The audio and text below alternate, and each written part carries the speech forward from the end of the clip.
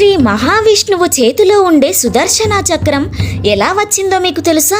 చాలామంది ఇది విష్ణుమూర్తి సొంత ఆయుధం అనుకుంటారు, కానీ ఇది సాక్షాత్తు పరమశివుడు ప్రసాదించిన వరం.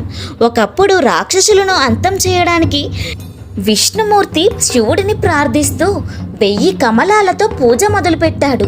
శివుడు ఆయన భక్తిని పరీక్షించడానికి ఒక కమలాన్ని దాచేశాడు. అప్పుడు విష్ణుమూర్తి తన కన్నే ఒక కమలంగా భావించి సమర్పించబోయాడు.